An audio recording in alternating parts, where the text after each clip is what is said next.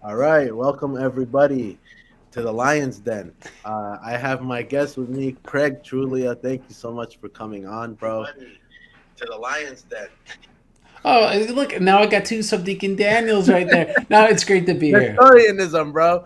So, so Craig, I've been on your show so many times. Thank you for coming on mine. For anyone who doesn't know Craig, you should all know Craig. You shouldn't know me. Uh, for anyone who doesn't know Craig, he's the content creator at OrthodoxChristianTheology.com and the corresponding YouTube channel, Orthodox Christian Theology. He is an Eastern Orthodox Christian in the Chalcedonian tradition. And like I said, we did many shows together before, whether disagreeing and agreeing. We have shows where I think the Ephesus 1 and 2, maybe even Ephesus 2 shows could be counting as agreeing. And then we have shows where we respectfully disagree with each other. And I think the shows that we've done on the Oriental Orthodox versus Eastern Orthodox discussion, in my opinion, have been groundbreaking for a lot of people looking into the subject because they are not so much polemical. It's just two buddies having a conversation about it on different sides of the spectrum. So thank you again, Craig, for coming on. I appreciate it, man. Well, it's great to be on, and I wish I could be more informative on this topic. I remember the first discussions we did have on reason and theology, and I just said forthrightly that Subdeacon Daniel's gonna be much more invested in this issue than I am. And so, we have to pay careful attention to what you have to say on these things. But on this particular topic, I feel that there's a lot of agreement. There's a lot of continuity between what we're going to see the Severus take on the issue of apthardocetism. And just so people, if they're not aware, it's because I was researching the entire history of the Dormition homily genre that if you're going to do that, you need to read Severus. You need to understand what his takes on these issues was. And I was very surprised to find how much misinformation there was. It's actually not that complicated if you care to pay attention. And it seems to me there's a lot of misinformation, at least in the English language discourse. I can't speak for any other. And I think a lot of that's going to be cleared up by this show. So that's why I'm very excited. Thanks, Craig. So yeah, Julianism. Craig has put in work into Julianism. He's read Severus on it. This is going to be one of those shows, like I mentioned earlier, that we are on the same page on. Um, and I'm really excited to kind of get into it because I think Craig's perspective, I think he's going to come at it from an anthropological thing to show uh, kind of this common heritage that Eastern Orthodox and Oriental Orthodox continue to share in the way they view the nature of humanity, even before the fall. Um, I don't know if you want to just get into it, Craig, or however you want to. Sure, yeah, I on that note, I just want to add that I'm the outsider looking in, ultimately, right? I'm the Eastern Orthodox person trying to read this as well as I can as a historian, really, right? It's reading like a historian because these, the people that I'm going to be talking about aren't my saints. And you could appreciate even someone who's not your saint, what they're saying and what they're getting at. And you could even they're endearing to you. You get into enough historical resources. Certain characters in history are very endearing. I find Severus very endearing, and maybe I'll get into that when I introduce Severus after we get into Cyril of Alexandria. But I wanted to say from the onset is despite how endearing I could find the writings of Severus, the drawback for me, and my apologies to your audience, is that because I am the outsider, I am not going to have the appreciation that I should have.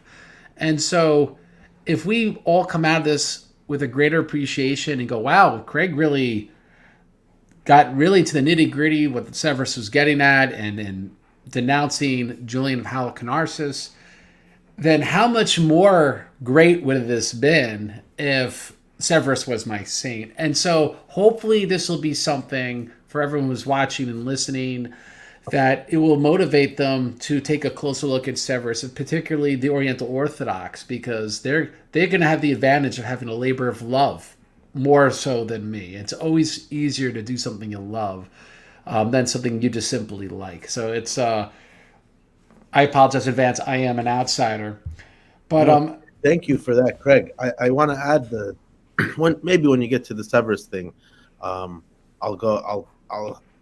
hold what I'm gonna say to that. Go ahead. all right. So I guess I'll introduce it like this way. It's popularly speaking, scholars, mainstream articles like OrthoWiki, they either will say very incomplete things about aptartodocetism, like to quote OrthoWiki. Now, this is not technically wrong what they say, but it says is a form of monophysitism. Again, OrthoWiki is an Eastern Orthodox website. My apologies. They don't say miaphysitism. It is monophysitism. We agree. Well, okay, so all right. It's a form of monophysitism Yeah. that argues Christ's body was always impassible, a doctrine which Julian believed was necessary for Christ's suffering and death to have been voluntary. All right. Now, everything from a technical point and including what you just said is actually accurate, right? Because the whole idea that Christ was incorruptible is this like permanent deification of the human flesh, and it's almost as if human nature stops actually having its real properties, right? Which we'll get into. So it's not inaccurate, but here's what a lot of people take away from this, and this includes scholars. They take away if you ever even mention that Christ wasn't going to, you had no sin, he was never going to corrupt, he was never going to die, he voluntarily died, he voluntarily corrupted. People go, well, that's aptartodocetism. And that's what people will say. And you have to I don't think you know what that word means. I know there's a meme somewhere where it says that. I don't think you know what that word means. And so that's why I like to say this presentation is going to be aptartodocetism according to Julian of Halicarnassus. So that way you get the real nitty gritty of what it really is. And I think why it's important that we say, well, there's a aberrant version of Christ voluntarily suffering and dying, because there's a true version which is absolutely necessary, and it shouldn't even be remotely close to debatable, right? And I'll quote Henoticon a little later, but for the Eastern Orthodox, we have a decree of an ecumenical council, and we have a canon in Constantinople II. So we have two ecumenical councils invoke this doctrine. And so to even imply, well, there's something heretical about this doctrine when it's it doesn't get any more authoritative by anyone's standards. When it's a decree of the council, it's a canon. Eastern Orthodox have to pay attention. I know less about exactly what is dogmatic for the Miaphysite communion. So being that it's in Henoticon, I don't know if that's essentially an ecumenical council for you guys or not. But certainly it's in the writing of your saints, and it's something that is very important. And what I fear, though fear less for you guys than for my guys, is I fear that due to the misnomers in the Western discourse on this topic, that it could corrupt your teaching, just like it could corrupt our teaching. I see. Right? And that we can have. I think, thankfully, there's been less permeation of the whole Western academic paradigm in Oriental Orthodoxy. That doesn't mean it doesn't exist at all. I mean, every single patriarch's gone to Harvard or Yale or Oxford, right? So obviously, the creme de la creme are sadly being inundated, which I think with a lot of useless and incorrect information. But generally speaking, that inundation is still much less in the Eastern Orthodox. And it goes without saying, it's even far less in Roman Catholics, Protestants, which are totally secularized. Now, that being said, Just for general information for the the viewer, Julian's name is listed in every list of official anathemas in Oriental Orthodox. In the Syriac. So he's bad. Absolutely, yeah. He's right there with Eutyches. But there's I'll quote Moss in this in a little bit. There's parts where Julian Severus or Julian What's Correct comes so close, right, where people could get very confused, and that's I'm really hoping this clears up. Now, I've been actually contacted by one scholar fairly recently who was absolutely scandalized by this doctrine. And I quoted a fellow Greek compatriot that used to live in his country now, Christopher Veneman. He translates in Gregory Palamas' homilies. He now lives in Pennsylvania. But I said, this is not like something some crazy guy on the internet like me came up with. I can name several scholars that recognize this. And if I went down the list, it'd be Richard Price, Booth, I forget his first name at the top of my head right now, who co-wrote Lateran 649. You got Benjamin Heidgerken. You have Romanides, Staniloy. You got people up the wazoo. This is not like a fringe. This is not like something even in scholarship that's fringe, right? Like scholars that know this is the case.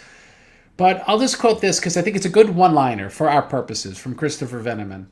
He said, Christ's body was indeed passible and mortal, but only as and when he, the Son, the Word, and Word of God allowed it to be so. Right? So this is what I quoted to the other scholar that was so scandalized by this. I go, this is not something I'm some random nobody pulling this up.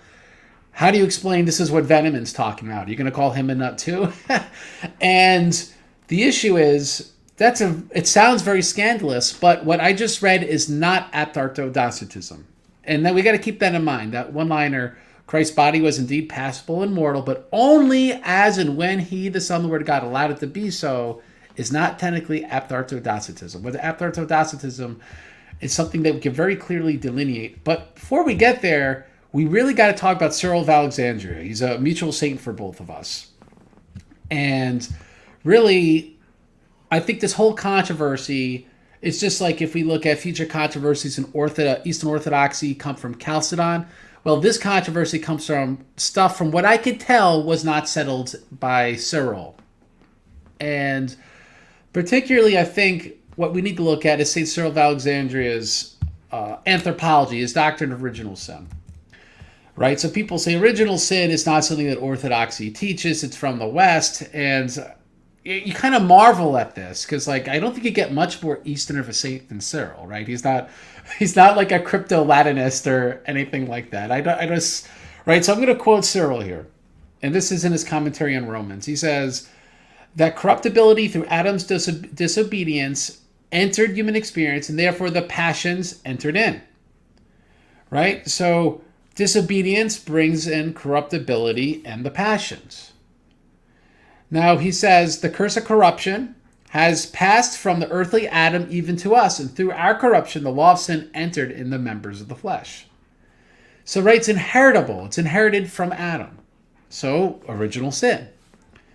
Now, we don't see anything here like original guilt, but I'm going to imagine that's not even something that's even tossed around at all within Oriental Orthodoxy. It would be so foreign to you never even look at these words and jump to those conclusions. I mean, would that be fairly accurate, or is there some sort of Augustinianism being trying to be shoehorned in to? No.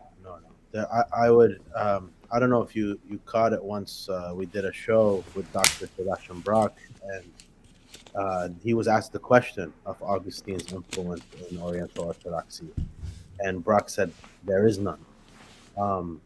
His translating Augustine into Syriac happened by the Jesuits or whenever the Uniatism started over there in the 18th century or whatever it was. So that Augustine doesn't have so much of an influence at that point at all.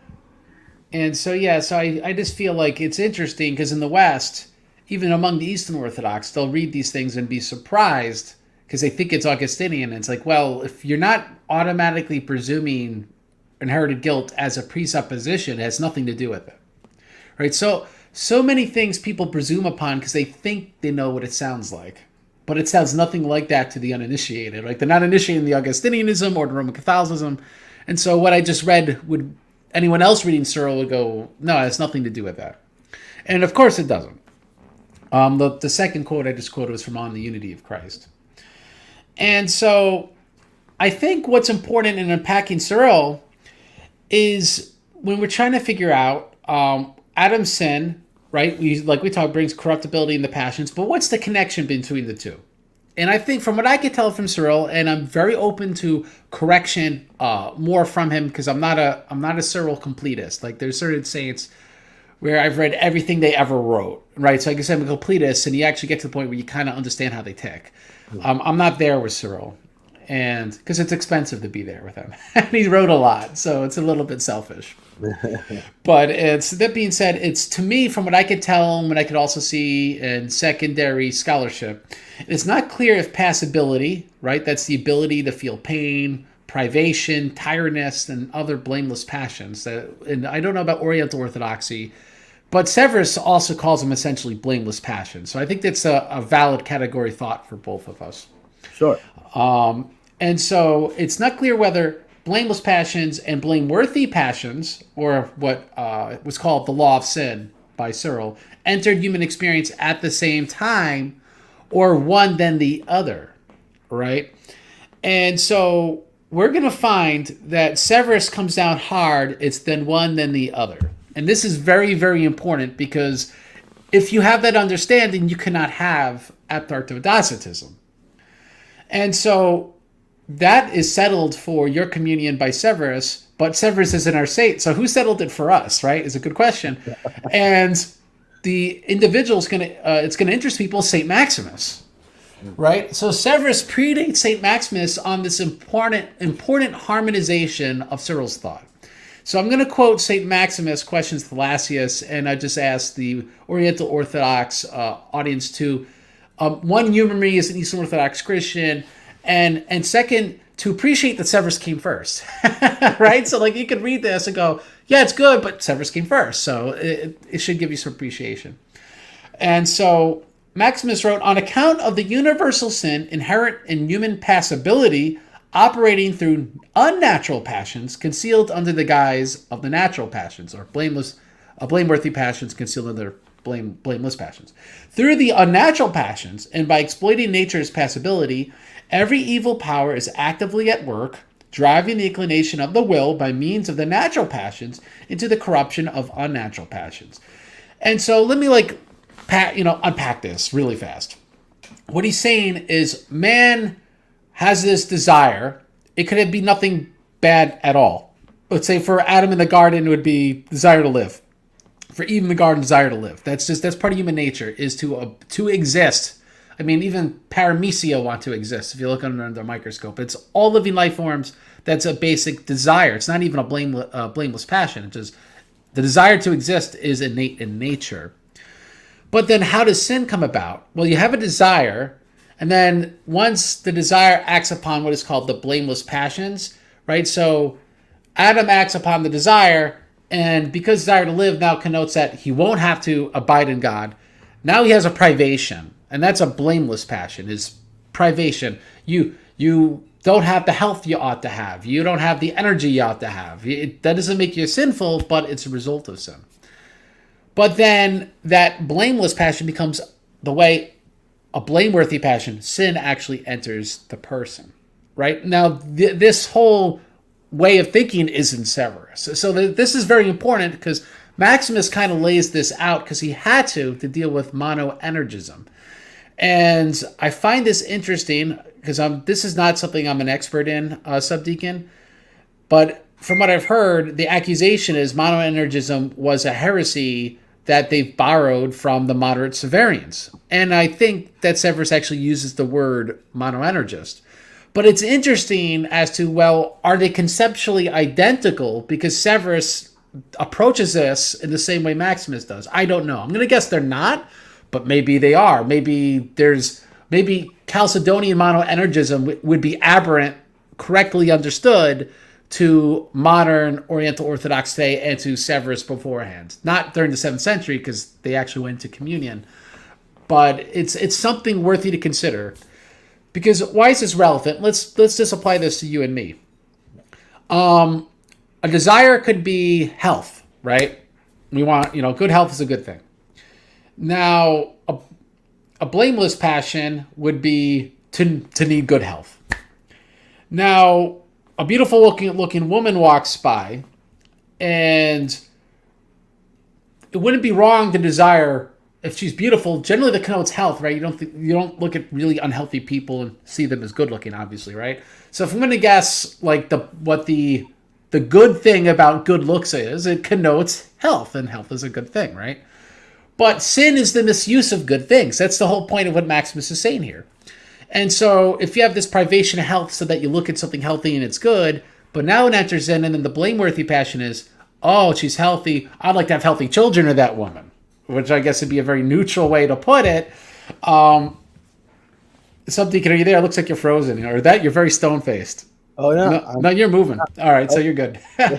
so, so I mean, like, I'm taking a long time to unpack this, but the reason this is important because it shows you that sin enters in because there's corruption and blameless passion, and then the misuse of will takes, let's say, a blameless passion and it becomes a blameworthy passion, right? It's a hierarchy. Cyril doesn't look like he unpacked that hierarchy, but it's something that Severus did, and it's going to be very relevant to the question of orthodoxitism. Now, another thing I want to touch on, because you pointed out how monophysitism and Julianism is the same thing, is, all right, well then, how does Cyril avoid getting into monophysitism, right? Because he taught Christ is one incarnate nature, right? The incorruptible, immortal Word of God is now in the likeness of sinful flesh, right? Well, how does that work without inventing Julianism? And I think Cyril devised a theological solution. From what I could tell, he did so novelly, though the solution isn't novel. It's found in Western saints very explicitly and actually very early. You can find it in St. Hippolytus. I know he wrote in Greek, but I don't know how much Hippolytus was actually circulated in Egypt. Hilary Poitiers, St. Ambrose, St. Augustine. And Cyril's solution was the same as this patristic solution, which is that Christ voluntarily assumed the results of Adam's transgression. So the quote St. Cyril quite forthrightly. He, that's Christ, willingly underwent his other suffering, so he bore this also of his own will. All right?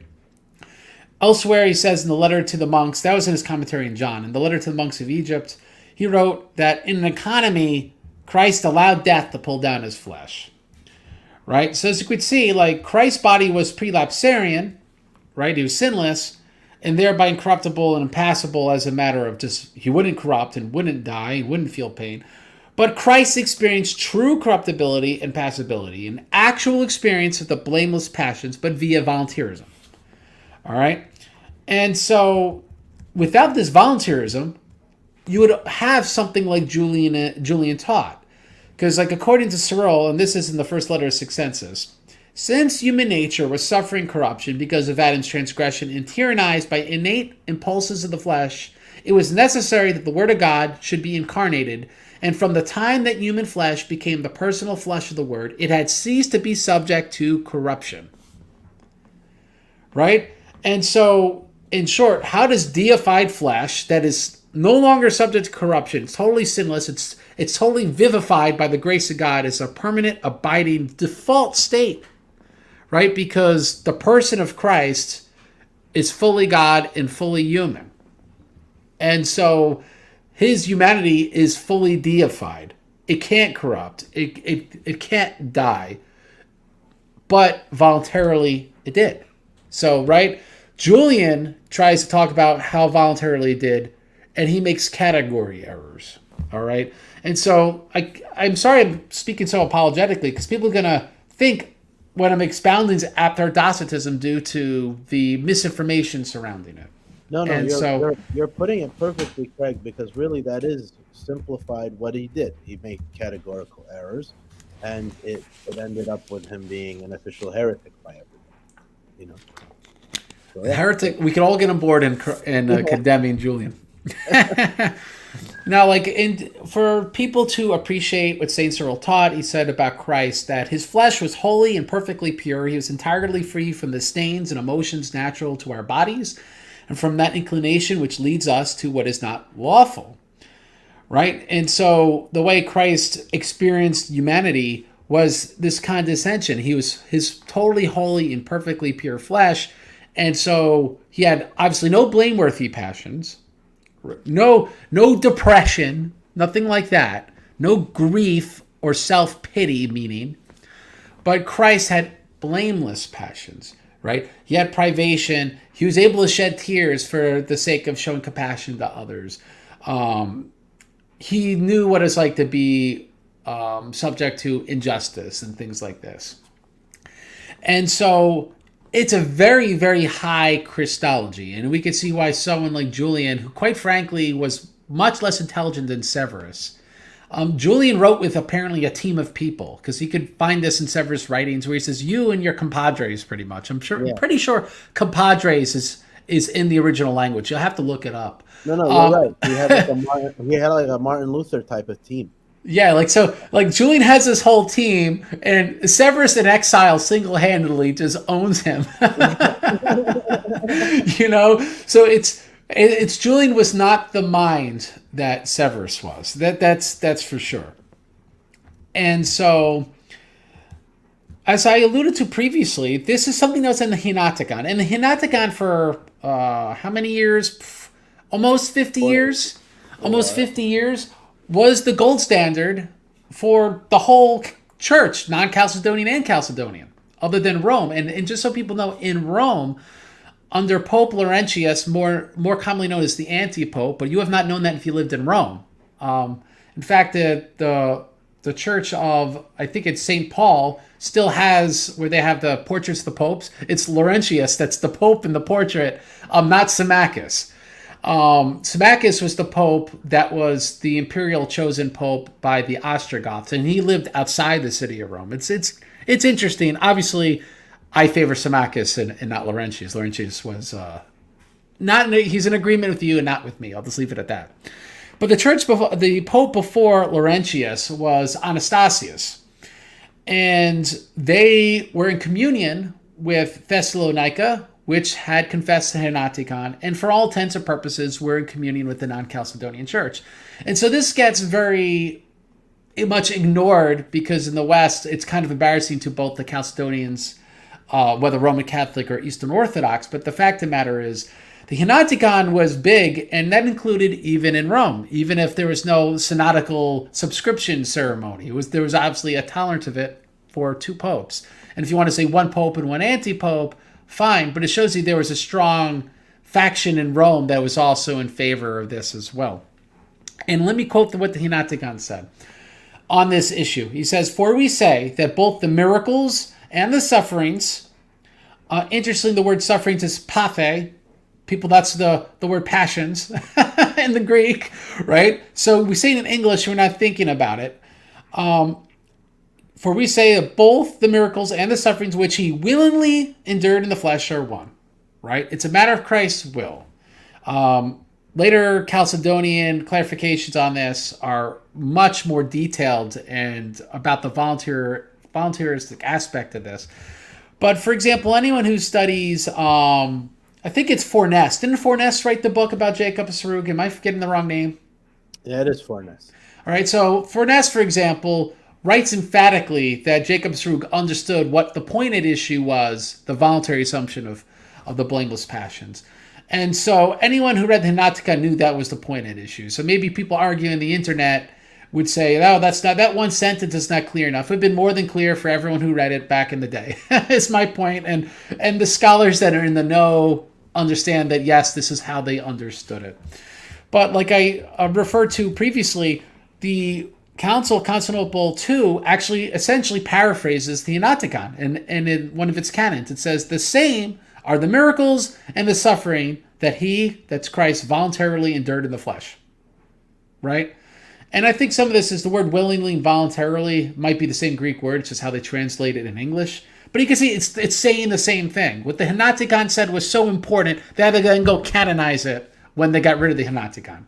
Right, because it wasn't a negotiable. It's a non-negotiable for us and Christologically. Now let's get to Severus. So we keep kind of beating around the bush, and we got to talk about Severus. And this is where, please interrupt me. But I want to say some nice things about Severus, and you know more nice things about Severus than I do.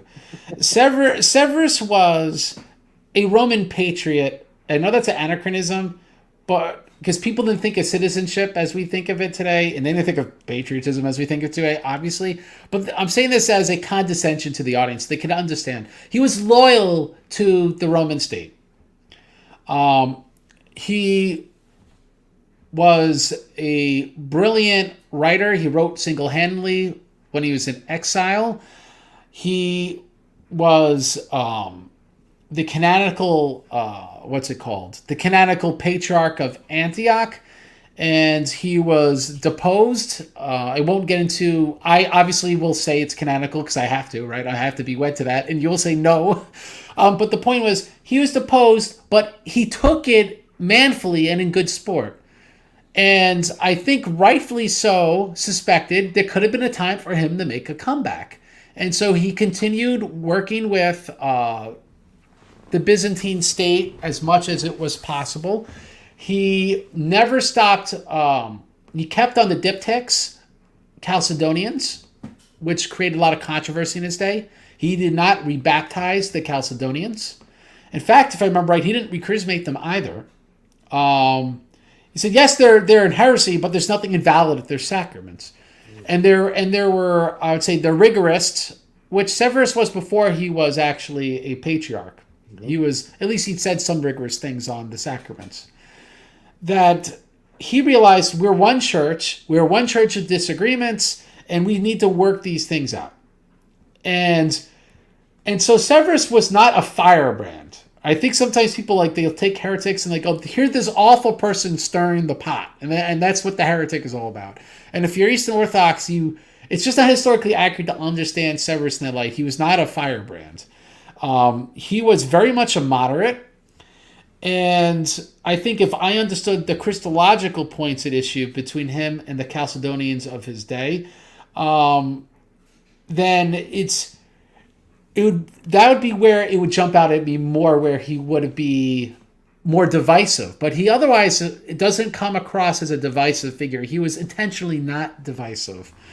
In fact, his original letter, I think first two letters to Julian, when Julian first started spouting this insanity, was like, come on. He's like, I'm sure you don't mean it the way you're saying it. And let's not talk about it right now. We got enough problems right now. Right? That's literally what he wrote to Julian. He tried to diffuse it, and then Julian insulted him pretty much, and he tried to diffuse it again. Very much like Cyril and Nestorius, actually. I was just right? Right? And it's interesting. He's the Patriarch of Antioch. Julian's just some random bishop in the middle of nowhere. Yeah. Right? And he was taking it in stride and humility. You got to really appreciate where Severus was coming from. And I'll just say one thing to throw you guys a bone, which is there were Chalcedonians saying very heretical things in Severus' day, like things that were crypto-Nestorian, things that were very wrong. Denying, for example, that God suffered in the flesh, like pretty basic doctrines you have to affirm. And so you could kind of see why Severus would have took the stance he did. And not necessarily have been even been bad. He would have been objected to things that us Chalcedonians wouldn't affirm today, right? Like we go, no, this is wrong. And so I suspect, and this is where, if you have a future episode on this, I know, and he's just too smart for me. I've watched it, I think, 3 times. One of the videos that David Urhan has done on Severus is I think because Severus was so brilliant, he harmonized and synthesized parts of Cyril's thought, which became a real advance. And it would have not been a logically, I presume, I'm sure Dave would actually disagree when it comes to logic, but it wouldn't be necessarily terribly illogical and terribly disconnected from Cyril. Severus was too smart for that. Yeah. And so the reason, but it would have been just like Maximus is a Chalcedonian advance.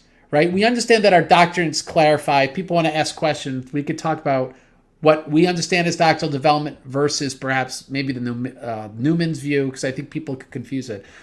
But Severus did clarify and develop things. And I think we have to, me speaking to Eastern Orthodox, we have to appreciate because he was responding to things that were truly aberrant.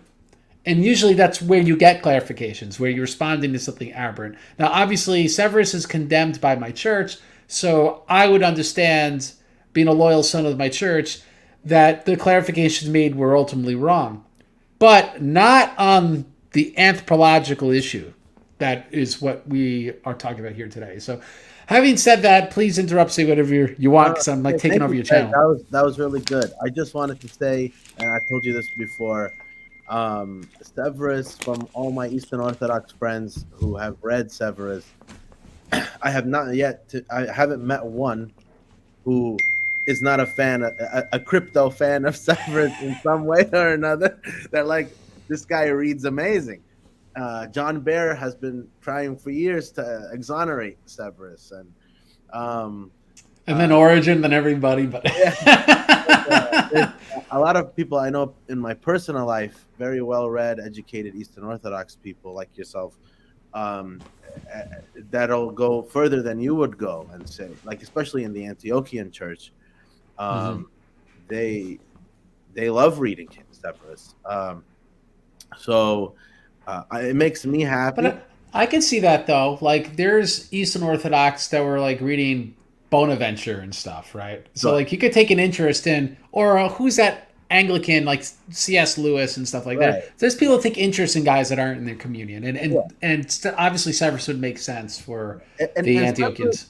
Severus, he's unique in that he reads like another one of the like he's cut from the cloth of that Greek tradition. Because although he's the patriarch of Antioch and we have him esteemed in the Syriac church, he wasn't a Syriac. He was a Greek. So like Yeah. where Jacob keeps kind of the theme that Ephraim starts and he writes in the same style, Severus doesn't. Severus reads like the Cappadocians or like Cyril. So Severus very much reads like a saint. And yeah, there's people that don't, and they're not saints. And when you read Severus, it's like you're reading a saint. It's a strange feeling from my perspective.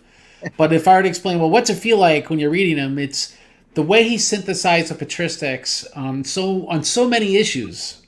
It's he very much reads like a saint, and so I have this build up, hopefully, so people don't appreciate what I'm about to read from him.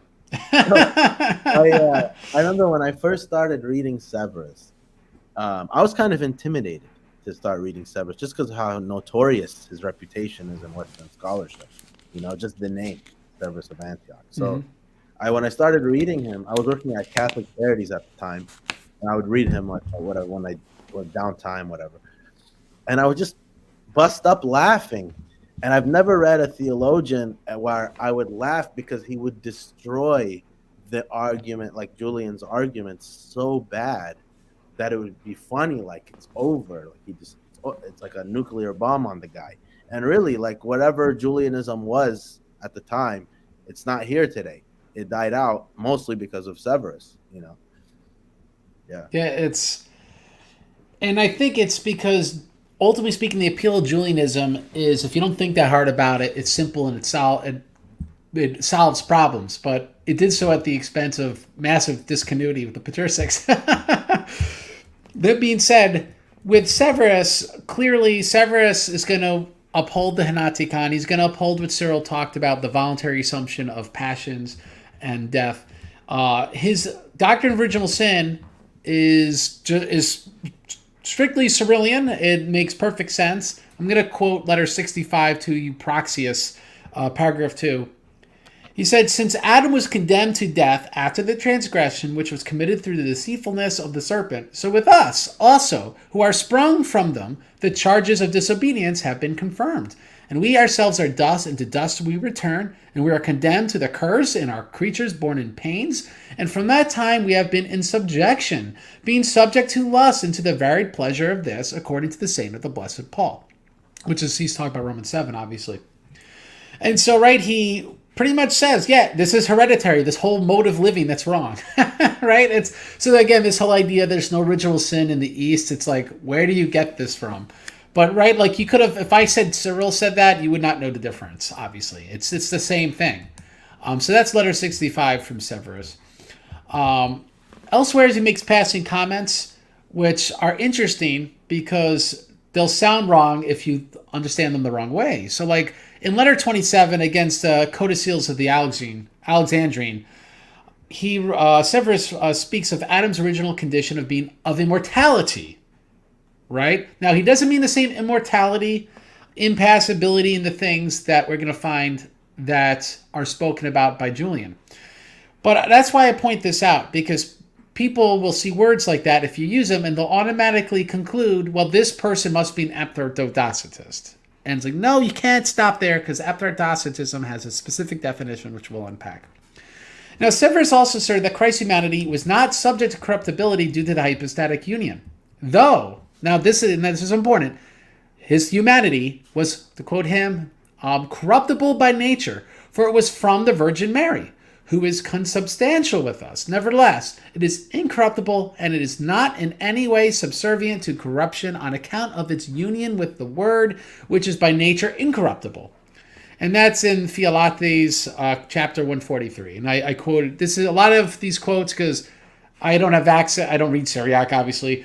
A lot of these are going to be from Jonathan Moss's book, Incorruptible Bodies. All right, so you could, a lot of quotes that will be from that book. It's important reading, though I think both of us have certain disagreements with the thesis of the book, but it's a very important book if you want to understand this issue.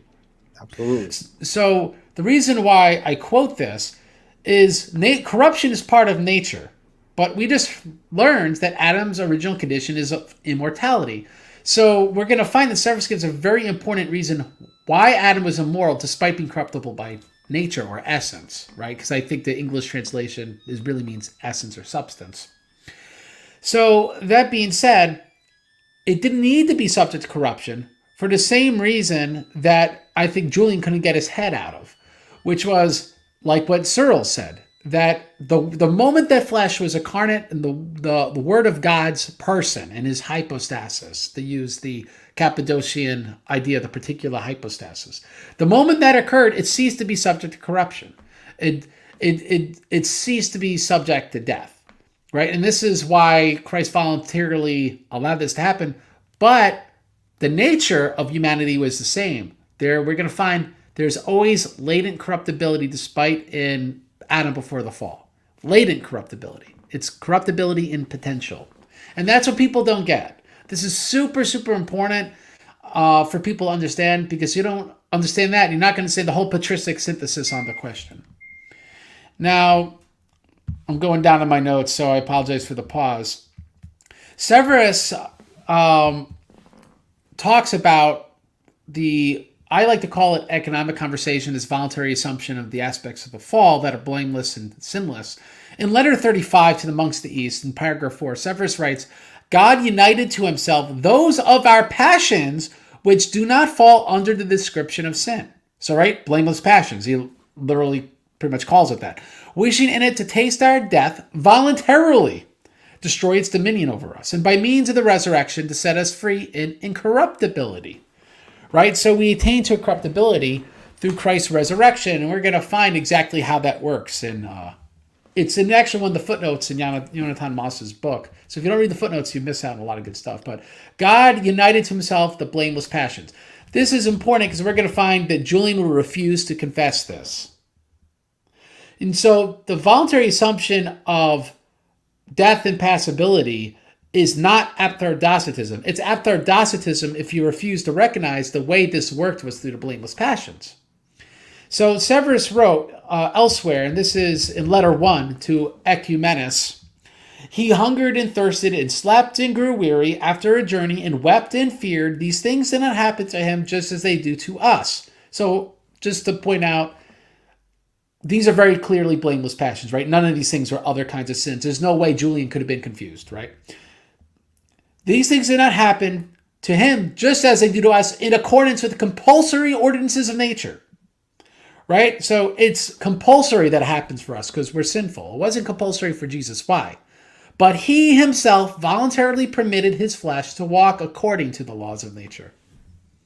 Why do I point this out also? There's a misnomer that when Christ voluntarily assumed passions and death, it was like this one and done decision at the incarnation. But for the Eastern Orthodox and St. John of Damascus and St. Maximus, and here we see in Severus, who predates them, right? So that's why we have to appreciate Severus on this question. That he himself voluntarily permitted his flesh to walk according to laws. To walk. This is something he did his whole life. Every occurrence of Christ's life was a condescension, was an economy, is the Greek term economia. Very, very important, very misunderstood. But you see that right in the Christ's whole life was this voluntarily, and to quote St. John of Damascus, was not arbitrary. What's the word? The point is, every moment of Christ's life was an exercise in economia, right? This is what Severus talked about. Please interrupt. Let me ask you this. So, Sure. and I wanted to kind of keep questions to the end, but this question keeps coming up. So let's just get it out of the way. How would you summarize what Julianism is? What is Julianism?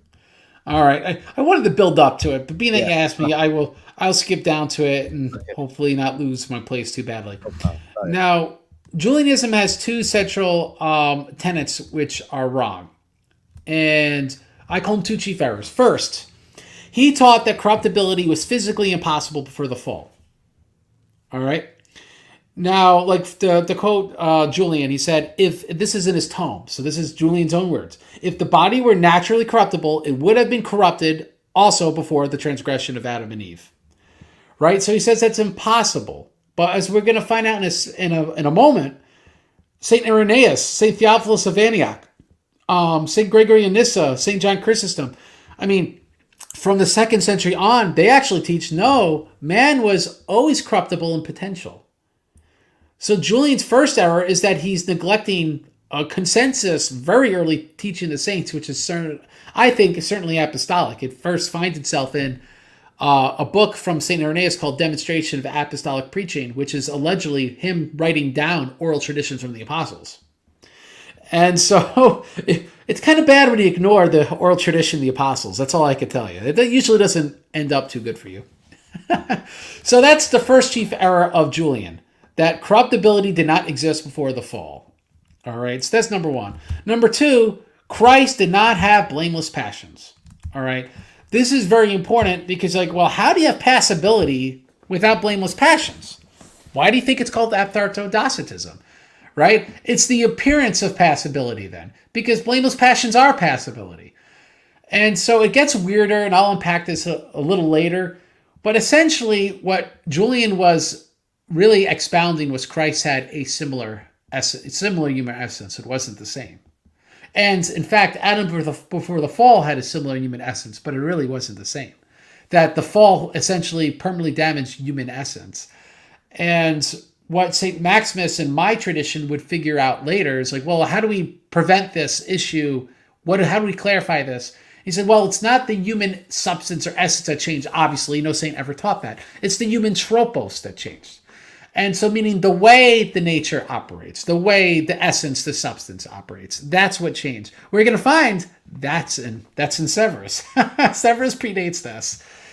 But it was necessary. Why? Because it was necessary to disprove Julianism. So Julianism, in short, is there's no corruptibility before the fall, whether in potential or at all. It's just not part of human nature. And two, Christ did not experience blameless passion. So when he voluntarily accepted passibility, it was like this bizarre, this bizarre suspension of the laws of human substance, essence, nature, right? Like they were suspended so Christ could be passible. And it wasn't through the operation of the blameless passions. And so then it was only the appearance of actual passibility. Hence, aphthartodocetism. And so when people will say that, St. Hilary Poitiers is an aphthartodocetist, the term blameless passion, as far as I'm aware, wasn't even part of the Latin tradition in the 4th century. So you can't ascribe him the idea. It would have been impossible because he couldn't ascribe to one of the doctrines that Julian actually did, right?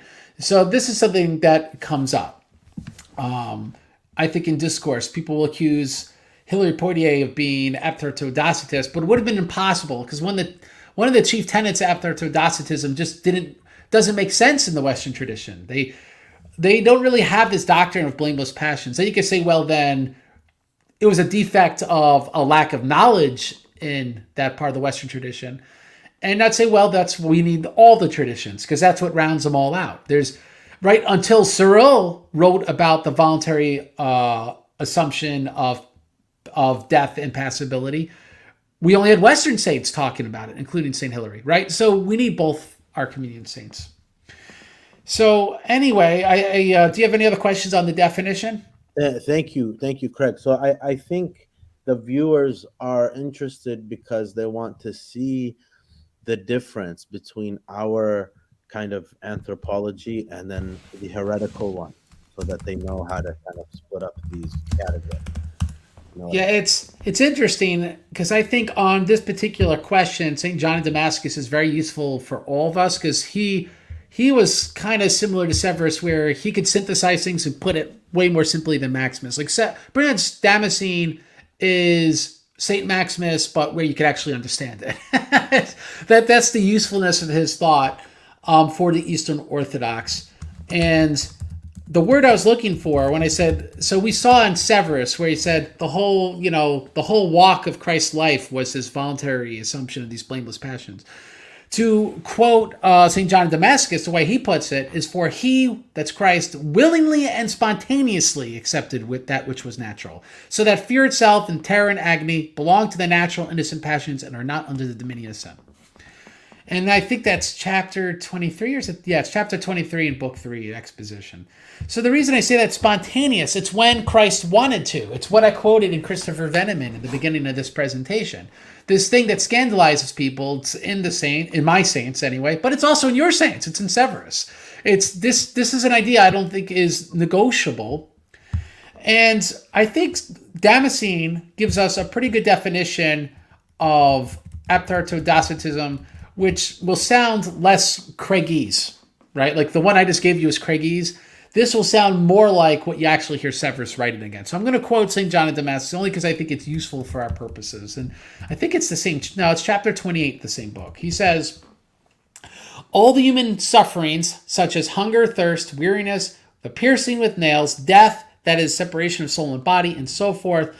In this sense, we say that our Lord's body was subject to corruption, for he voluntarily accepted all these things, right? Pretty obvious.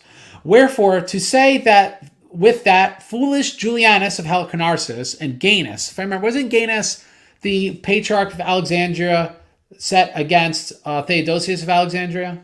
Am I getting the right guy? Yeah. Right? So Gaius is no minor person. That our Lord's body was incorruptible in the first sense of the word before his resurrection is impious. For if it were incorruptible, it was not really, but only apparently of the same essence as ours, right? Because human essence, human substance is corruptible. Otherwise, how would we corrupt? We wouldn't be human anymore, right? We'd be something else. And what the gospel tells us happened, the hunger, the thirst, the nails, the wound in his side, the death, did not actually occur. But if they then only apparently occurred, then the mystery of the dispensation is an imposture and a sham. And he became man only in appearance and not in actual fact, and we are saved only in appearance and not in actual fact. Right? So we see this condemnation of Julian from St. John Damascus, and sometimes people say the saints will take the heretics and misquote them. And this is not a saint for you guys, obviously, but the point is, no, this is not a misquoting. Severus would say the same exact thing. No, this is exactly what Julian is saying. And the funny thing is, Julian would not disagree with what was said, with the tenets of it, because he's not being misunderstood. And that's what I want to unpack here. The scholars, though, disagree with me. So I'm going to want you guys to weigh in when I get into the primary sources, because I'm going to quote the scholarship on this, and I'm going to try to challenge you. So Yonatan Moss in Incorruptible Bodies says that Julian acknowledged Christ's full humanity and the reality of his sufferings. Thus, Julian cannot fairly be called a Docetist. Julian's solution was to say that Christ voluntarily accepted upon himself the conditions of bodily passibility and mortality. His body truly did suffer hunger, thirst, and fatigue, but this did not happen out of natural necessity. It happened by will, right? So that doesn't sound so wrong, right? If you go, well, if that's Julianism, well, that really actually doesn't sound wrong. And so he then, in the footnote, quotes Julian saying as follows, and it doesn't sound wrong.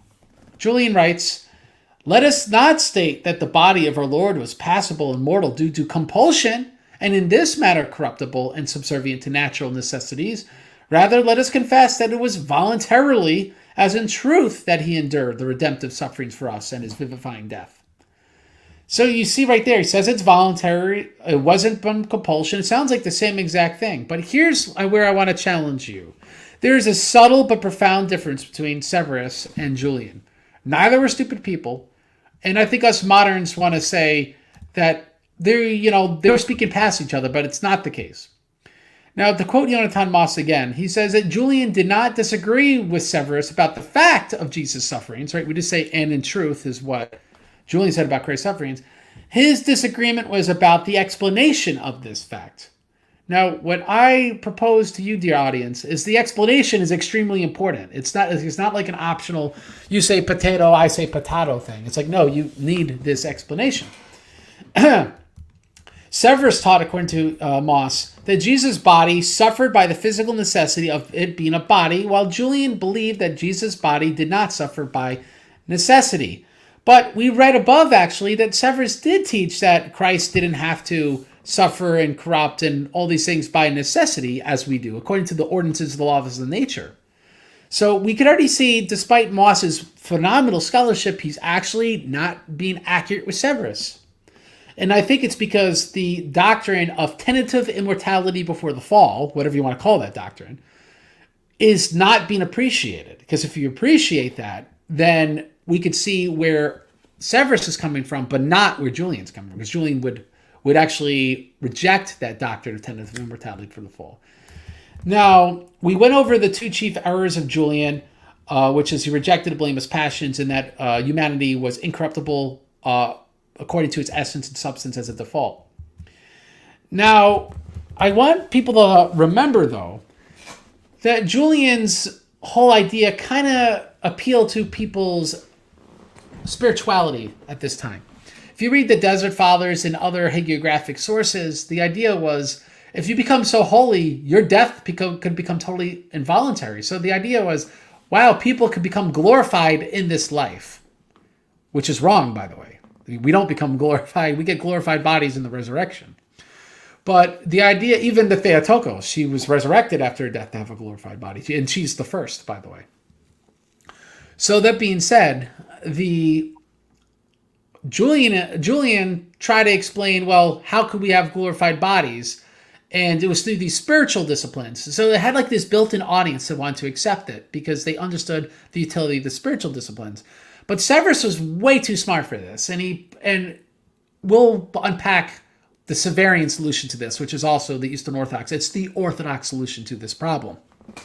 Again, no one talks about, wait, I could become so holy where I cannot die, right? That sounds crazy, but Moss talks about this. This was taken for granted in those days. And if you read the ascetic works, the spiritual works of the church, it goes way into the second millennium. This is something that everyone understands if they actually read this stuff. People interacting with, this is me on my soapbox, I'm sorry. People interacting with apologetics, they just talk about that Pope, just talk about that filioque, but they're never actually getting into any of the spiritual stuff. And if you don't understand the spiritual stuff, you're not going to understand this issue. Yeah, that's what systematic theology is. It's very systematic. Julian's error comes from his misunderstanding of what true humanity is. It's not, absolutely. Yeah, that's the main thing with that. And so, that being said, we already talked about how in Irenaeus, Theophilus, Chrysostom, Gregory, and Nyssa, they had this view of the tentative immortality of humanity before the fall. But the keyword's tentative. Now, I want to point out that corruptibility always exists in a potential. This led to later saints in the Eastern Orthodox communion, like Maximus, to expound upon how what was altered by original sin was not always nature, essence, substance, because that was always corruptible, but the human tropos, whose change permitted the onset of latent corruptibility. Now, because Julian says that Christ never really had blameless passions, I think then you cannot have this whole idea of tropos. And so then you don't ever get the Maximus solution, which we Orthodox need, but then you don't get what Severus has either. Now, let's see. I'm going to read a very long quote from Severus. I'll try to speak emphatically, and then we're going to unpack it. I have to read it as a whole.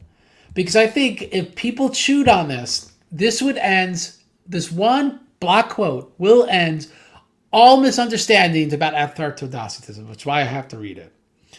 So before I bore everyone, is there anything you want to do to interrupt, Subdeacon? No, please go for it, Craig. All right, so we're going to jump into it. And so it says, for by its nature, the body was mortal and corruptible, and it was innately prone to dissolve back into the elements out of which it was composed. All right, innately prone. Did it? No. Wasn't corrupting, but it was prone to. All right, that tenet of immortality. Severus continues, the body was not susceptible, however, to the operation of death, for man was not initially made to be subjected to death's snares, i.e. he was tentatively immortal. Nor was he made to be elevated above nature, to be immortal. Rather, he was to be preserved immortal for everlasting life by the divine grace and will. Right? This is the doctrine of deification. So you need the energy essence distinctions for this. And this is in Severus. And so, like, I find this incredible. If you're really into this stuff, this is incredible what he's saying. Severus continues. For the natural state of things, which demands that composites become decomposed, cannot withstand the will of God. By the will and grace of God, this evil was not to have any effect on humans. All right, I got to unpack this a little. I don't want to bore you guys. What's this stuff about composite? The only incomposite being technically is God. Now, St. Gregory Nyssa says angels are incomposite, but according to Aristotelian metaphysics, what is composite is corruptible and deteriorates, and what is incomposite is incorruptible by default. Okay? And so what Severus is saying, he's actually kind of expecting your Aristotle. He's saying that humanity is a composite nature. It's body, it's soul. St. Irenaeus said body, soul, and spirit. But the point is it's composite. It's a nature made of multiple natures. Or essence, I want to use a more neutral term. An essence or substance made of composed of multiple essence or substances. That may sound wrong to Oriental Orthodox. You may have a different way of explaining it, so please forgive me, but that makes sense the way I'm explaining it in my own community. Sure. And so, that being said, it's a composite. In a sense, human essence is a composite essence. Just like Christ's hypostasis is a composite hypostasis according to essences, right? So it's not all that strange if you think about it. And so, but that means by default, if we understand Aristotle, it's corruptible. So why weren't we corrupting before the fall? We were preserved by God's energies, by his grace and will. Right? That's the answer Severus gives, but it's the same exact answer that St. Gregory Palamas would give. And it's in Severus. So anyway, we also find, for example, let's say St. Phronius of Jerusalem, who's an Eastern Orthodox saint, by the way, that even angels have to be, their existence is upheld by grace, that they're not immortal as a default. They're not incorruptible as a default. St. Gregory Nyssa would disagree with that, by the way. But this whole idea takes for granted it's whether you're composite or not. That's the point at issue. So anyway, Severus continues, rather he was to be preserved immortal, that's Adam, for everlasting life by the divine grace and will, for the natural state of things which demands that composites become decomposed cannot withstand the will of God. By the will and grace of God, this evil was not to have any effect on humans. Rather, mortality was to be swallowed up by life. For the divine grace was to draw up nature. Was to. So what's he talking about? This actually shows you that Severus' doctrine of resurrection is the same as the Eastern Orthodox doctrine of resurrection, which was worked out during the monothelite controversy in the 7th century. So he predates, the solution he gives to aphthardocetism predates the own wrestlings that the Eastern Orthodox will have in the 7th century. And so Adam was tentatively immortal because as long as he didn't sin, he wouldn't set his body into the course of corruption and passions and the things that kill us and all that, right? But as we can see here in Severus, the divine grace was to draw up nature. So if Adam continued cooperating with that grace of God and was obedient, that's what would have gave him a glorified body. So it didn't happen yet. The glorified body is the same as the body we have now. It's the same human essence and substance. The difference is we then beget a deified nous, And once our nous is deified, then we'll always, at all times, will God's will, work God's work, receive his energies, and then we can never corrupt, die. We'll be deified forever, and it will increase forever. And so this is something that comes up a lot when I do apologetics, immaculate conception, all that stuff, because it's not appreciated. I'm not saying that people will reject it outright, but people never heard about this. But it's in Severus. I just read it in Severus, right? Severus understood the point at issue. And he understood this is actually what salvation is. That's why this is non-negotiable, because you can't have salvation, right, without this doctrine of tentative immortality. Because then you would change the human nature that's being saved, like what I just read St. John of Damascus saying, right?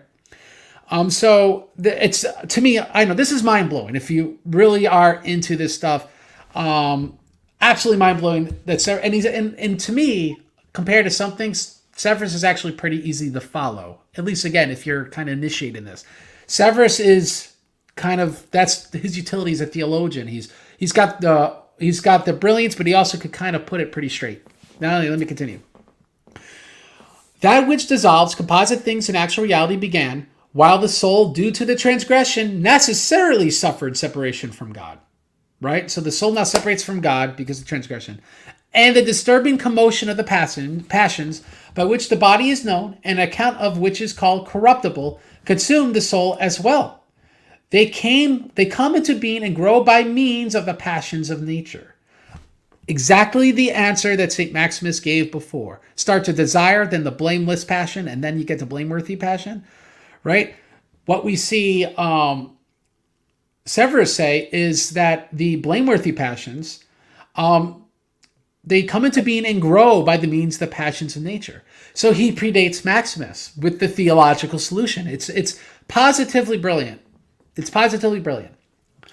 Now, it is thus clear that it was the transgression that first initiated the condemnation to corruption and death. And it was not the fact that Adam's body had been composite, which made it innately prone to dissolve back into the elements out of which it was composed. Right? So he puts it very straight. It's not like Adam was already corrupting, right? That's not me saith. You see it right there in Severus. It was because of the transgression that divorced us from the grace of God. And that's what makes the fall. Is that that divorce we have between God and ourselves when it comes to his grace. And the Greek term that Maximus would push would be tropos. So anyway, Severus continues, for it is not difficult for God, the maker of all, to remove corruption from the life of one who is overcome by corruption, and to preserve him for everlasting life. So right, again, the whole answer that it would be God for eternity upholding us with grace. That's why we're immortal and glorified. Just as God, elevates the things of his own nature above corruption. Right? And that's interesting. Like God by his own nature above corruption. It almost seems like he's presupposing, again, the energy essence distinction. Right? So anyway, we see here that let me give a summary, unless you have any questions on what I just said. I'm going to give a summary to try to break apart in bullet points what we just read. Prelapsarian human nature, humanity, human substance, essence, before the fall, to quote Severus, was mortal and corruptible, not due to it actually corrupting and dying, but rather it was innately prone, to quote him, to mortality and death. So in other words, prelapsarian humanity was tentatively immortal as long as it was sinless, as the earlier saints taught. So Severus is showing continuity, unlike Julian. Now, the body was not susceptible to death, according to Severus, because it was, to quote him, preserved immortal by the divine grace, contingent upon obedience and sinlessness. Now, sin and transgression initiated the mortality of the body, and thereby ending tentative immortality.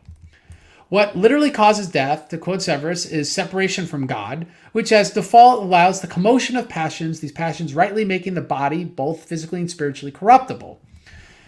God's grace, I think there might be an implication in the atonement, but I'm not going to unpack that now, corrects this condition. All right? So that's why we need God's grace. That's why Christ came to the world. That's why he was incarnate. That's why he died. That's why he rose again. These are all atoning. They all enable God's grace to give us eternal life. Now, how does this differ with Julian? We got I think this is in the Syriac Chronicle. Let me get the quotation right. It's in Zechariah Middeline, Syriac Chronicle, Book 9, Chapter 16. There's recorded a conversation between Severus and Julian. And you'll hear now Julian, in his own words, be a heretic. This foolish man, says Severus, who confesses the passions with his lips only, hiding his impiety, wrote thus: Incorruptibility was always attached to the body of our Lord, which was passible of his own will for the sake of others. And in brotherly love, I wrote and asked him. So Severus responds to Julian, what we just heard. What do you mean by incorruptible, and suffered of his own will for the sake of others, and was attached to the body of our Lord, if without any falsehood you confess it to be by nature passible? For if by the incorruptibility possessed by it you mean holiness without sin, we all confess this with you. But if you call impassibility and immortality incorruptibility, and say that the body which suffered in the flesh on our behalf was not the one that was capable of suffering with voluntary passions and dying in the flesh, you reduce the saving passions on our behalf to a fantasy. Right? So it's not just the passion of the cross, right? The passion of Christ. The passions, the whole human experience of Christ is salvific. So anyway, Severus continues, for if a thing which does not suffer also does not die, and it is a thing incapable of suffering. And upon receiving such remarks as these from me, he, that's Julian, openly refused to call his body of Emmanuel passible in respect of voluntary passions. So, right, this is aptartodocetism. He refused to confess voluntary passions. He continues, and therefore he did not hesitate to write thus without shame and openly. So we know this is not him misquoting like an oral conversation. He's quoting writings that people had access to. And so look what Julian says. We do not call him of our nature in respect of passions, but in respect of essence. Right?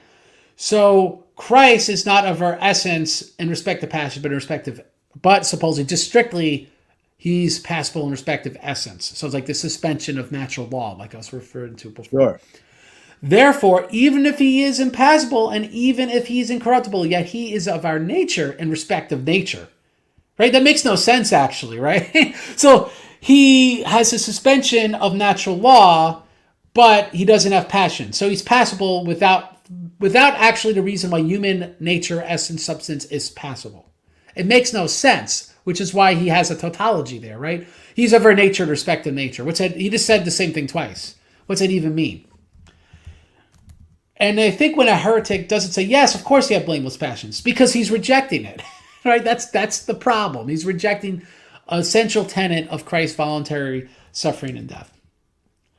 Now, I think some people would try to vindicate Julian and think that, well, maybe he didn't know that blameless passion is the point at issue or something like that. But I think this whole discussion of Christ's essence having passibility according to essence shows you that his anthropology is incorrect. His understanding of human nature is incorrect. He doesn't believe in tenet of immortality. That's the real point and issue, right? It's in respect of essence that he identifies passibility, not in respect of what it actually is, in respect to the blameless passions. Now, the anthropological difference as it surrounds the blameless passions is nuanced. We got to take some time to talk about this because there are concrete differences. Severus asserts that human glorification is the permanent abiding in grace, like we just read. The permanence of this condition creating eternal impassibility and corruptibility, right? A sinful volition of the soul by necessity engages the passions, corruptibility, and death, right? The fallen tropos. So conceptually, it's identical to Maximus, like I was saying before. Hence, it is never human nature, essence, substance that changes, but human volition, right? The tropos. That's what changes. Now, I think maybe, so better people than me could look this up, but maybe this comes from Nemesis of Emesa, because Nemesis predates both Severus and Maximus. It'd be interesting if that's the case, but I don't think Nemesis used tropos in the term, but maybe the concept is from Nemesis. I'd be interested for someone to follow up on that. Yet for Julian, Christ voluntarily assumes passibility and corruptibility, but not its cause, the passions. So to posit this requires that Christ had a fundamentally different humanity, as the only reason all other humans experience passibility and corruptibility is because they experience the passions. They're one complete package. So it's like he has a different human essence because that different human essence could be passible for entirely different reasons, right? So the anthropology is all wrong. And if a different human substance or essence is what went to the cross and what was resurrected, that doesn't save us at all. So that's the problem with what Julian is saying. Now, he indeed confessed Christ experienced passibility and corruption. And I think what draws this out, Severus writes that Theodosius of Alexandria and the latter's enthronement encyclical. People don't know this for some reason. But even like the Pope of Rome, everyone had enthronement encyclicals. And it's because to be a patriarch, you need the consent of your consecration from the other patriarchs. For some reason, like people don't know this, but this is very basic. And the Roman patriarch stopped doing this in the 11th century because the whole idea that your validity demands that there's consent of the other patriarchs is a radically different ecclesiastical presumption than what exists in Orthodoxy. So anyway, Severus wrote to Theodosius that Julius made the sufferings of Christ false because an impassible immortal body does not emit of sufferings and death, but is considered to have suffered and died only in surmise, and as it were in an illusion of sleep. Right? So like the same thing we saw in John of Damascus. Because again, he's saying that it's passable, but it's not blameless passion. So it just looks like blameless passions. Hence, epithartodocetism. Now, I think this whole issue hinges on blameless passions. And this will be my final proof text. Or like that nail in the coffin. Evagrius, in his slander against St. Justinian, may be quoting something that really happened because the hagiographies do say that Justinian had an epithartodocitous phase. And in the decree that Justinian made, it said that the body of Christ was, quoting the decree, incorruptible and not susceptible to the natural and blameless passions. I'm going to repeat that again. And not susceptible to the natural and blameless passions. So what is epithartodocetism? The idea that Christ's body was not susceptible to the natural and blameless passions. Why is this something that everyone then understood? Like what was that, 7 words or something? But people just don't understand at all today. I don't know. It's really not that complicated. That is what epithartodocetism is. And it shows you that Evagrius knew the point at issue. So if this is all a forgery, which probably isn't, but if we're all a forgery, like it shows you why would he choose this as the definition of epithartodocetism? Because obviously that's the definition of epithartodocetism. That's why. Now, I think that the reason we don't understand this today, and this will be my closing thoughts for your questions, audience questions, is if economic conversation, Christ's voluntary assumption of the passion, the blameless passions and death, if this was understood and readily confessed by people today, this would not even be an argument, right? Like we wouldn't be confused about it. We'd all take it for granted. Like, you know your Henoticon, we would know our Constable 3. There would be no confusion about this. But because no one's ever heard of this, right? It's like when I bring it up, it's like no one's ever heard of this. It's crazy that now this is confusing. So if I have any axe to grind, it's people need to understand the doctrine of Christ's voluntary passion. And if you understand that, then epithartodocetism is not that confusing. I just want to close so people know that this presentation was, I kind of imagine, it was supposed to be me in Greece. Didn't we talk about this? I was supposed to be going to Greece. Yes. I think we had this conversation.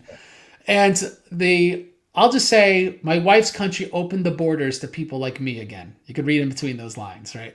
And so I couldn't fly internationally twice a year. I had to cancel going to the IOTA conference.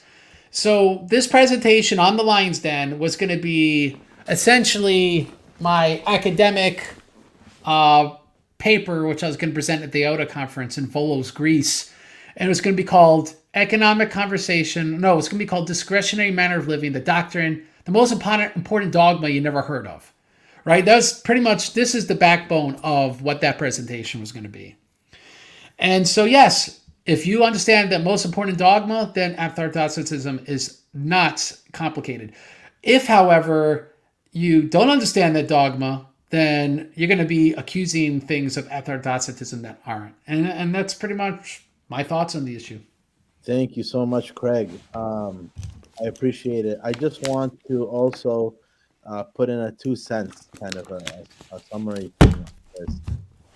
Julianism, it's so easy to misunderstand it nowadays because off the bat, it might not, the error of it might not be so glaring to a Christian who is saying, "Well, Christ is incorruptible." Well, of course he's incorruptible, you know. But then when you kind of get into the nuance, if I'm allowed to use that word, on this is I think it's a charitable way to put it. But that's a meme now. Everything's charitable and nuanced. okay. So it's that if before the resurrection, like this is the end all be all, and you've been beating the horse the whole show.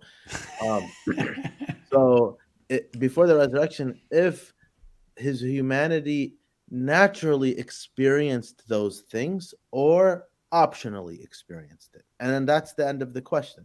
If the answer is naturally, so then that's orthodox. And if the answer is optionally, so then we have a problem. What kind of humanity is this? It's not our humanity. And like St. Gregory said, it's only what was put on. I don't remember the Greek word. In Syriac, we say put on. It was only what Okay. was put on that was redeemed. Yeah. Assumed, you guys say. I So think it's assumed, yeah. yeah.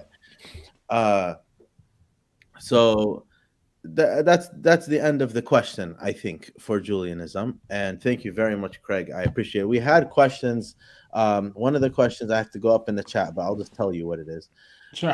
One of the questions is, do you have any information regarding Dr. Price's upcoming on the 6th Ecumenical Council? Yeah, it's already translated. Okay. The issue is Dr. Price isn't the subject matter expert in the 7th century. That's why you had Phil Booth and forget her name, but there another scholar with Lateran 649.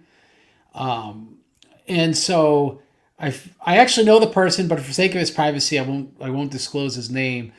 It's a very dense issue, and so I hope not to be waiting years, but there's no reason why it can't be 15 years from now, unless Father Richard Price forces the issue over residuals, because these things tend not to get published until all the footnotes are done, and that's really what it's waiting for. Awesome. And then there's another But as question. long as we don't die young, Yeah. in some form, they're eventually going to come out with this thing, so we will get the council. Sure. Okay, we have another question. Let's see.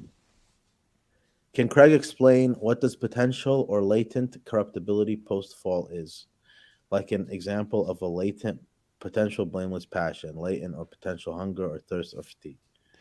Yeah, I think maybe some of this, some one maybe because Romanian there's a English second language thing here, and two, even when you know English really well, I'm speaking New Yorkese, so maybe it's not coming out super great. I'm sorry. Right, the English I speak here is different than the English I speak in Chicago and all that. But that aside, tenet of immortality is a state. It's not like a passion. In fact, it exists because there's a state of dispassion, right? Adam and Eve were in a state of dispassion, and it's incredible if you think about it. It means like they were able to eat food in the garden, but it wasn't necessary for their continued existence, nor did they get pleasure from it, right? So like, what's a good ham sandwich taste like without the passions? I'm not sure. It tastes like a ham sandwich. Physical stimuli exist, but our whole mode of like deriving pleasure is not something that preexists the fall. And so, being that that's the case, the tenet of immortality is because we had a mind that was operating the way we ought to, right? So I have like these kind of quote minds for this whole doctrine, and I call the name of the quote mine is the prelapsarian mind. And the reason I called it the prelapsarian mind, because people have to understand, how did the human mind work before the fall? What did the fathers say? And they're pretty much all teaching the same paradigm that St. Maximus talks about. And it's the same paradigm that Severus talks about. So I hope that answers what you're trying to get in the question, because the question as asked otherwise doesn't make sense. Sure. I'm sorry. Sure. Okay, another question. Also, I don't want to go up in the chat. I'll just tell you. How can we relate what we talked about, Orthodox anthropology versus heretical anthropology, to modern day theological dialogue, especially maybe with the Roman Catholic Church? Well, for one, and this crosses a little bit over into certain Eastern Orthodox thinkers. Meyendorff has been accused of it. It and what I read, it looks like it, but I don't know. It's the point is there are two camps, and there's I call them Christological prelapsarianist and Christological postlapsarianist. And the idea that Christ had fallen flesh makes positively no sense if you know the doctrine of Christ's voluntary assumption of the blameless passions and death, right? If you have this doctrine economic conversation, you would never even in a million years think he had fallen post-lapsarian flesh. Because then what was he volunteering for? Right? Like Cyril would never say this. The moment to quote Cyril, the moment his flesh was incarnate, right? It ceased to have any corruptibility or anything whatsoever. Right? But corruptibility as in it wasn't corrupting, not that it didn't have the natural or essential or substantial potential for corruption. It obviously did, and that's what Christ voluntarily allowed to occur. He allowed his human nature to experience something that could human essence, human substance, to experience something that it could suffer from sin without being sinful. Right? It's like, and that's atoning. That's why the whole walk, as Severus talks about, is atoning, right? And so the real issue, for one, is post-lapsarianism. Now, I could go on a million years and then it gets into stuff with Immaculate Conception because there are different camps within Roman Catholicism on that issue. But that will then go to other questions. So I'll leave that aside. I just simply say, whatever our doctrine is, we have to affirm what is dogmatic, and obviously that's Christ's voluntary passion and death. But I also want to point out, as maybe an olive branch, is you and I and Catholic Matt, we solved the Immaculate Conception on Nicaea 2025, right? We all came to an agreement of what it could mean. And so, again, I think anything redefined appropriately could be technically correct. Yeah. So when I'm talking about post-lapsarianism, it's because there's no way it could be correct. It's absolutely positively false. That's a perfect segue for this one right here. Do you want to elaborate on Severus' implications for the atonement? Yeah. In short, the atonement is Christ came and essentially canceled the law of death, right? He put death to death. Like, I don't know if you guys have the same Paschal hymn. I'm guessing you do. First hymn every Sunday. Okay, right. Oh, lucky you. We only have it for 50 days.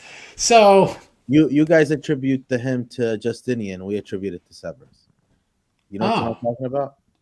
Well, yeah. Christ is risen from that one. I think so. Yeah. So, but Justinian has another hymn that we do every liturgy. So maybe it's a misnomer here. But anyway, that being said, it's atoning because the reason it's atoning is Christ's whole life was an undoing of what sin did. So we died because we sinned. Christ died because he chose not to. He didn't have to die, right? And so that cancels the law of death, right? We have pain because we sinned. Christ has pain, but he didn't have to have pain. He opted into it, though being sinless. So it cancels the law of pain, right? Christ, we have pain, we have corruptibility, and we have a mind that don't work, and so we have blameworthy passions. Christ, he opted into the effects of a screwed up mind, but didn't have a screwed up mind. And so then that undoes the whole law of why blameworthy passions exist. So his entire existence is atoning. But all those things we just read were in that one big long block quote of Severus, right? And so that kind of, that mushy, ushy, gushy, view of the atonement. Why don't you just say he died on the cross and the blood paid some sort of penalty or something, like, it was some blood price or something, right? It was like some blood ransom. And there's a right way for it, but it wasn't strictly that, because the whole life was a ransom, right? Every moment he felt pain or weariness was a ransoming of our weariness, of our pain, and ultimately our deaths, right? If Christ doesn't come back first and we're not risen before our time. So, and this is something that, again, it was intrinsic to Severus' thought because we just read it. So, thanks again, Craig. I appreciate it, bro. Is there anything You want to plug anything you want to say before we wrap it up? I will say I will plug something because I got something coming up tomorrow on my channel on the like Codex and Sinaiticus and Vaticanus, and there's like textual critical things, the textual criticism of the scriptures. It's not terribly long. I think it's like 13 to 15 minutes, but I got a little episode of my channel. I moved up the date to tomorrow, so go to my channel and you could get into why it's not a big deal if there's manuscript differences. And why? Because here's the main idea I want to plug. The way we fundamentally look at the fathers, like the scriptures, we have to divorce it from this whole Western paradigm, which we can't help but have because we're speaking in English. But if we approach these things the Western paradigm, we're going to get everything wrong. That's why people get apostolicism wrong. That's why they don't understand Christological dogmas like the one I've been talking about today. But also that's why like they'll have crises of faith over manuscript differences, over like, well, how do we know what's really in the scriptures? Not like, like a difference of a verse or a text type is really critical when we have saints that, like in your tradition, they have the Peshitta and they're and saints of the Septuagint, right? And one's based on the other, but you can have certain differences and whatnot.